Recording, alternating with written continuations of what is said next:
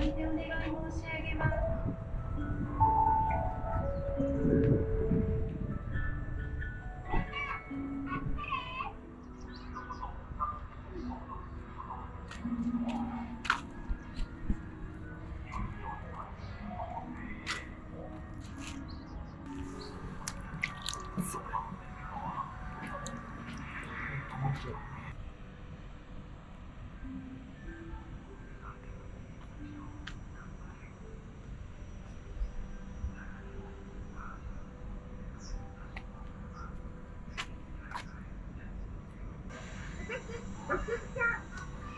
ドキンちゃんの車に乗ってみない？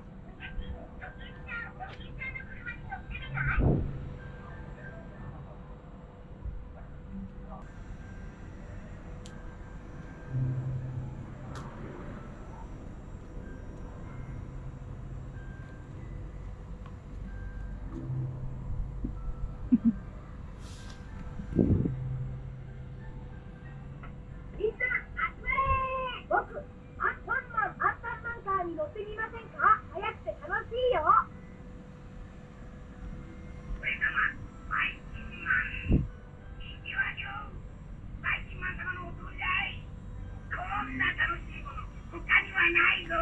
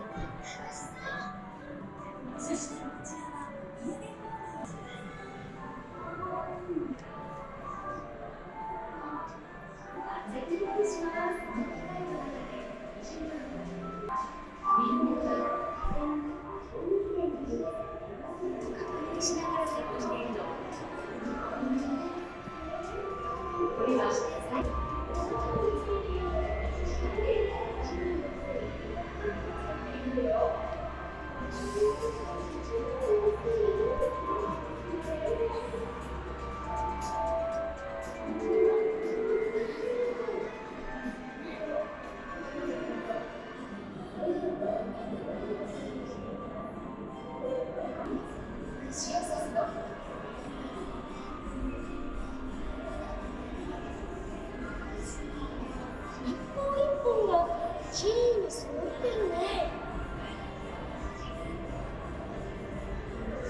次は黒に先ほどの翻訳モデルの本と水酸化カルシウム溶液を投入します。そして空気を抜いてパックしてるの。1ライン1分間で25パック、4つラインがあるから1分間で100パック印刷してしまうの。とっても正確。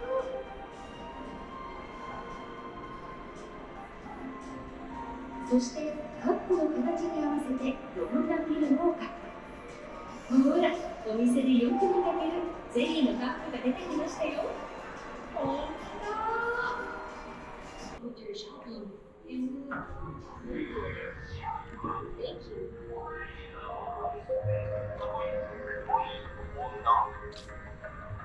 まずは粉を2度から組み上げた地下水の中へ。